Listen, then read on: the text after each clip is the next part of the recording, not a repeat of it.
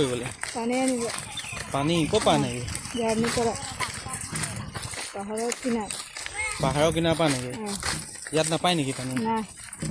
আপোনালোক কিমান দূৰ খোজকাঢ়ি যাব এতিয়া? যাম, বহুত দূৰ যাম। 20 বছৰ ধৰি কি 2 নং সোণাজুৰিৰ পৰা আজিলৈকে কেশৱ মহন্তই ভোট পোৱা নাই নেকি? আমাৰ আজি ইমান দিনৰ পৰা আমি ইমান ৰিকুৱেষ্ট কৰি আছোঁ, আমাক একো নালাগে নহয়, পানীৰ সুবিধাটো কৰি দিয়ক, তাৰপিছত ৰাস্তা সুবিধা কৰি দিয়ক, আমাক একো নালাগে, সেইটো দিলেই হৈ যাব। ইমান দিনৰ পৰা ৰিকুৱেষ্ট কৰি আছোঁ, সেইটো আমাৰ ইমান দিনৰ পৰা কৰি দিয়া নাই যে এইবছৰ কৰি দিব লাগে, নহ'লে আমাক ইয়াৰ পৰা ভোট বিচাৰি যোনে আহিব তাক আৰু ইয়াত সোমাব নিদিওঁ আমি।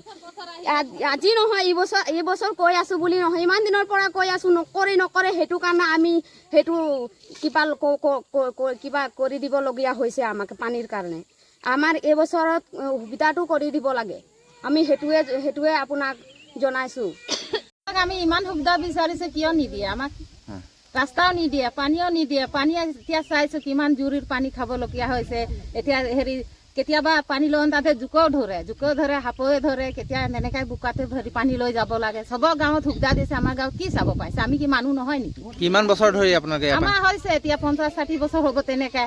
এতিয়া আমি সৰুৰ পৰা এনেকৈ বুকি এতিয়া আমাৰ ল'ৰা ছোৱালীও বুকিবলগীয়া হৈছে।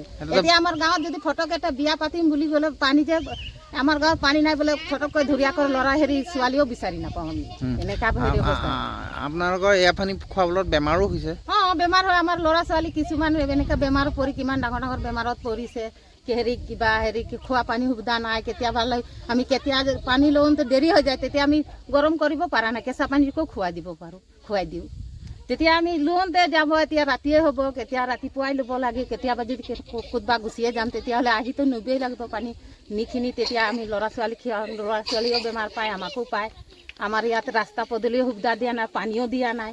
চবৰ গাঁৱত চবক সুবিধা দিছে, আমাৰ 2 নম্বৰ সোণাজুৰিত কিয় কাৰণে সুবিধা দিয়া নাই? কিমান মানুহ আছে?